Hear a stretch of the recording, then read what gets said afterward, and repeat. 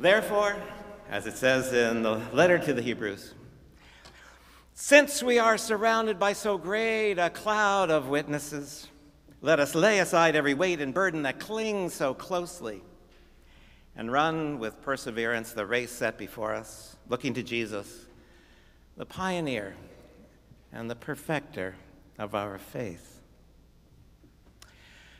As you may have caught on if you've been around here for a bit, that verse is one of my 33,000 favorite verses from the Bible. That verse often creeps into my blessings and benedictions as I look out at the end of the service and I see all of you, and I think also of those who are not here, whether because they have moved on to the great beyond or to Albuquerque or some other place like that. I love, though, the idea that we come here for the purpose of trying to lay aside all the weight and burden and baggage that we've accumulated through the week. Try to lay it down and leave it behind so that we are able to run together, to run after Jesus as we try to follow Jesus at whatever kind of pace we might be able to manage. After all, this task of Jesus following, this task of discipleship, is never a sprint. It's always more of a marathon. More of a marathon that takes us a lifetime and more to accomplish. So I'm not concerned about the pace. That's something we'll each figure out for ourselves. At the 1994 Summer Olympics in Atlanta, which is the only one we've actually been able to attend in person, Charlene and I were sitting in the stands as the marathon runners took off. And we were still there a couple hours later as the lead runners soared back into the finish line. Meanwhile, there were a lot of other Olympic events going on. I don't remember what those were. I don't remember who won. I don't remember who might have placed. All I remember is that some hours and hours later, the very last runner finally came in running briskly, maybe making up a pace that he hadn't, sustained throughout the race. But the stands exploded as we cheered this young man who was in no way embarrassed by his last place finish. Why? Because, as it says elsewhere in the epistles in 2 Timothy, I have fought the good fight. I have finished the race. I have kept the faith. We don't know who wrote 2 Timothy. For that matter, like most of the rest of the Bible, we don't really know who wrote the letter to the Hebrews. It's sometimes attributed to St. Paul, but most scholars doubt it. You know why? It's too well written. As one scholar puts it, the very carefully composed and studied Greek of Hebrews is not Paul's spontaneous, volatile, contextual Greek. Ooh, ouch. It's like when you turn in a paper that, unlike your in-class assignments, is cogent and readable and grammatically correct, and your professor says, "Good job, but you failed to credit your co-author, ChatGPT." Am I right? But whoever wrote Letter to the Hebrews, I'm forever in his or her or their debt, because I find again and again in my own journey of faith, I can only move forward to the extent I am able to shed some weight, some baggage that clings closely, some bit of my ego or arrogance or white male fragility or insecurity or all the above. All those things. And only then be able to run the race, looking to the one who pioneered and perfected our faith, and not at myself. But as I read this favorite verse, I don't always consider the next verse, which for the author seems to be the crux of the matter. For Jesus, who for the sake of the joy that was set before him. Did what? Endured the cross. Thank you. Endured the cross, disregarding its shame. Today I want to spend a few minutes with you about that cross, that strange and shameful and inspiring and problematic symbol of the Christian faith. Looking at the cross from a biblical and a theological point of view, it's so hard for me to understand how a symbol that for the early Christians was clearly all about moving through shame to freedom. How did that ever become instead, during the course of history, a symbol of arrogance and supersession and empire and colonial conquest, among other things? How did that happen? And so today I would like us to seek out that earlier and truer and more authentic meaning of the cross and focus our thoughts on the cross as a symbol of the way that God moves us through our ways of death and pushes us into ways of life. How God moves us from ways of oppression into liberation. How God pursues that primary task of loving us into freedom so that we can be free to love. I don't want to be naive about the cross. In Roman times, the cross was used as a cruel and public form of spectator torture, a gruesome means of public entertainment and execution.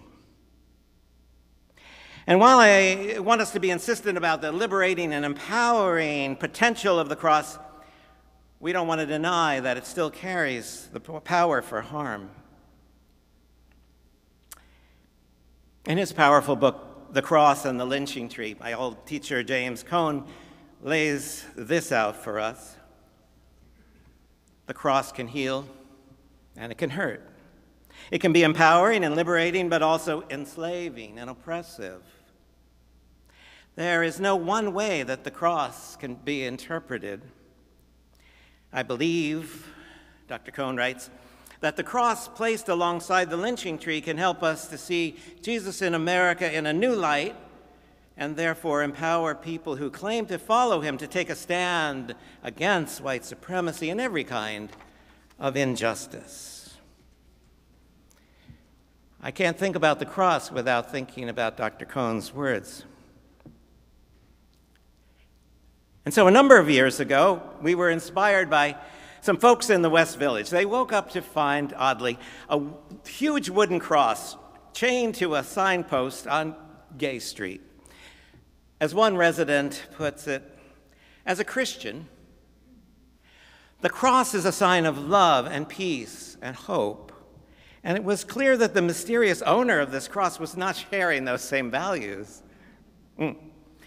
And so what happened? Dozens of neighbors got together to paint the colors of the rainbow across the cross and redeem the cross in its original power as a symbol of love and liberation. The only time that Jesus mentions the cross is in this passage in Mark that Catherine read for us, this brief, enigmatic instruction manual on how you follow Jesus. You caught on to that, right? This is how to follow Jesus. Jesus says, if anyone want to become my followers, if any want to come become my followers, let them deny themselves, take up their cross, and follow me. I love that. Jesus doesn't assume that he's going to have followers. He says, if any want to. Maybe somebody will. Maybe a lot of people will. Maybe a bunch of people will. But if you do want to, here's how you do it. We start with this act of denial. The Greek word anarneomai means to deny, but maybe in the sense of shedding the parts of us that hold us back from the way of Jesus, the way of love and justice. As we read in the letter to Hebrews just a moment ago, we need to cast aside every weight and burden that cling to us, the things that get in our way and weigh us down. So the idea is not to deny who you are at your essence, because at your essence you are a child of God, made in the image and the likeness of the divine, right? There are parts of us, though, that don't exactly resemble that image. We need to let go of those things so that our hands can be free to carry the cross with Jesus. It also means shedding from our minds all the many inauthentic baggages that so often get attached to the Christian faith. We know about those things. Sometimes we inhabit those things. The judginess that has no place with the one who tells us, "Judge not, lest you be judged." The arrogance that has no place with the one who humbled himself and became obedient unto death, even the death of a cross. The acceptance of violence in the name of the one who we know as the Prince of Peace. We need to shed those things. We need to make sure that's not part of our baggage if we're going to be able to take up the cross, especially in these times when we hear strange interpretations of Christianity all around us. So what does it mean to take up the cross? If we come to know the cross in its early and most authentic meaning, it means we take up the liberating work of God, and we do it together as we follow Jesus together, because in the life and death and resurrection of Jesus, the cross is transformed from this instrument of torture and death into a symbol of life. That's what the cross becomes for us. It's that cross, that liberating cross, that we're invited to take up as we together follow Jesus. And we don't take it up alone.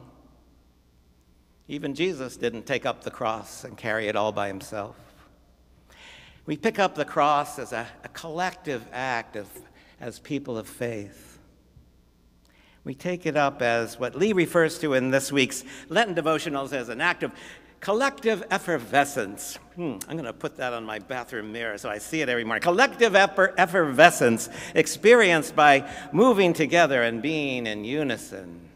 That collective effervescence. And so I'd like us to try something. I'd like us to try a little something. I'd love us to so carefully take up this cross here, which is not so very heavy. Perhaps my compatriots can help me here. And I would love to have us hold it high and parade around together with it and behind it and alongside it, thinking about what it actually means or might mean to follow Jesus. So yes, I mean you. I'm sorry, you were hoping it didn't. But please, let's all stand and let's follow Jesus as we follow the cross around the sanctuary. You were jealous when the kids got to do this earlier, I know. And while we do that slowly, carefully, collectively, joyfully, and effervescently, I will lead us in a little song. Oh, go ahead. It's okay. Or if you really don't want to, you can cheer on those who are. Yes, as we sing together, I have decided to follow Jesus. And maybe you're just thinking about that right now, but let's sing it. I have decided to follow Jesus. I have decided to follow Jesus. I have decided to follow Jesus. No turning back, no turning back. I have decided to follow Jesus. I have decided to follow Jesus. I have decided to follow Jesus. No turning back, no turning back. The world behind me, the cross before me. The world behind me, the cross before me. The world behind me, the cross before me. The world behind me, the cross before me. No turning back, no turning back. No, though none go with me. Though none go with me, still I will follow. Though none go with me, still I will follow. Though none go with me, still I will follow. No turning back, no turning back. I have decided to follow Jesus. Everybody, I have decided to follow Jesus. I have decided to follow Jesus. No turning back, no turning So let's lift our drooping hands and strengthen our weak knees and make straight the path before our feet as we look to the cross, always to the cross, that we may never grow weary or lose heart, because we want to act like Jesus. Amen.